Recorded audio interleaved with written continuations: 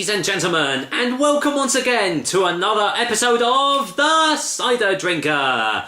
Well, you're wondering where I've probably been for the last couple of weeks because, well, these last couple of reviews have been kind of pre-recorded because I've actually been part of a show. Yes, I act and dance and, well, don't really dance, but I sing and all that on stage. And it's been quite a grueling couple of weeks. Pretty much performing every single night, and obviously haven't had the time to do a review. And not only that, but I came down with a sympathy cold immediately after the show had ended. Still got it a little bit today, so apologies if I do sound a little bit bunged up during this review, but I feel I'm well enough to do a review and to actually, you know, be able to like smell and taste the cider.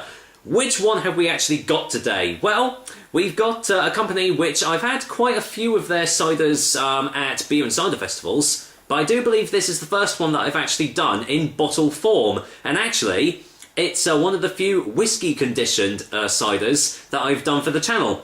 I am talking about Hunt's Whiskey Conditioned Cider. I've always wanted to try the ciders from the Hunt's company in bottle form for quite a while because their back-of-the-box ones are really, really nice. This one is, as I said, is their whiskey conditioned cider. And I've had a bit of a mixed relationship with whiskey cask ciders. Some of them have been really, really nice and others have just been absolutely terrible. So I'm hoping this is going to be on the former end of the spectrum, but we shall see, won't we? As you can see, comes in 500ml bottles. Any other ranges will be down below in the description. So let's see what it says on the bottle. This one comes in at 6% ABV, contains sulfites and the sweetener sucralose. Sweetener? Okay. At least they're honest about it. They're not trying to hide it, but is that necessary? Don't know. Will it mask the taste? Who knows? We'll find out. The Hunt family have been making cider in South Devon since 1805. This cider was made with care by Richard Hunt, 8th generation cider maker, using his grandfather's press installed in 1952. Hunt's whiskey conditioned cider, matured for 18 months in an oak whiskey barrel, this cider gives whiskey on the nose and on the palate after rustic apple. Sounds really, really nice. I don't drink whiskey. Never have done. The closest I've done is the Calvados that I reviewed for this channel a little while back, but that's more a brandy rather than a whiskey. But whiskey conditioned ciders, as I've said, have been hit and miss. So hopefully this one will be a hit. Let's get the top off. I believe it's still. I don't know, because I'm hopefully this is in date, because this is one of the ciders that I've got that doesn't seem to have a date on it. So if it was sparkling, it's not now. Let's go in for the whiff test. Getting more tannins rather than whiskey on the nose. It smells very dry. Very dry, very tannic. You actually are getting quite a hint of almost like you get a peaty note whenever with like a proper single malt whiskey. That is definitely on the nose as well. But nothing too overpowering so far, so the signs are good. Let's get this poured out. Over here. I'm going to be quite liberal with my pouring here, seeing as it's a still cider.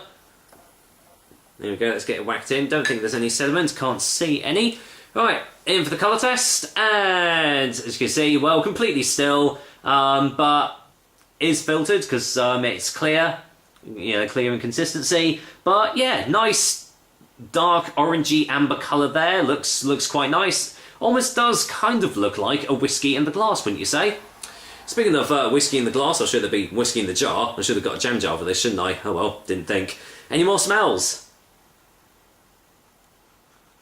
Actually, it is smelling a lot more like whiskey now. Yeah, but peaty, dry. Slight hint of sweetness, just right underneath everything. And above all that, you've still got this nice, dry, tannic, very robust apple note as well. Smells gorgeous. It smells absolutely gorgeous, so I'm hoping that the tastes match the smells. Let's find out, shall we? Cheers, guys. Here's to Hunt's Whiskey Conditioned Cider, courtesy of our good friends at Orchard Box. Cheers.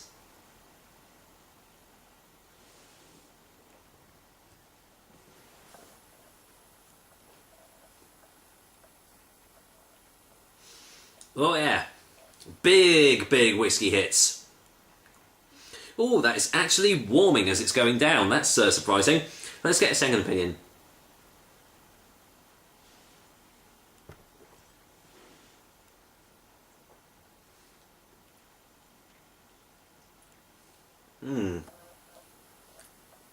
That is a good whiskey conditioned cider. With the bad whiskey conditioned ciders, the whiskey completely overpowers everything else. So that's all you can actually taste. But this one has got just the right balance of the whiskey tastes right at the start, which then are completely overlapped with this really nice tannicky, dry apple taste. Right, it just kind of masks the overpoweringness of the whiskey. Because right at the start, it actually does feel like you've just taken a shot of whiskey.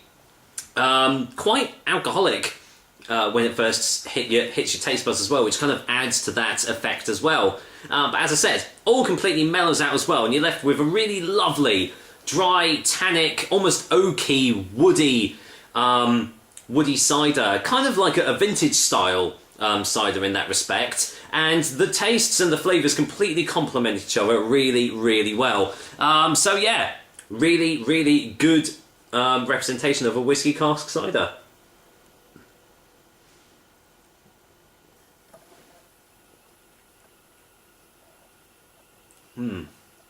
Tastes a lot stronger than 6%, I'll tell you that now.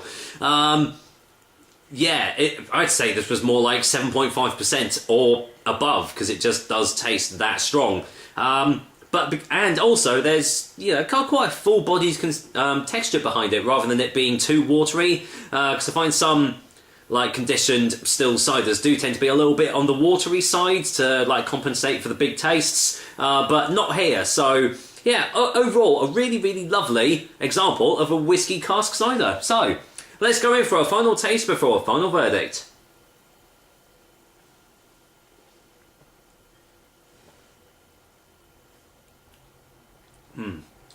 This is definitely a sipper.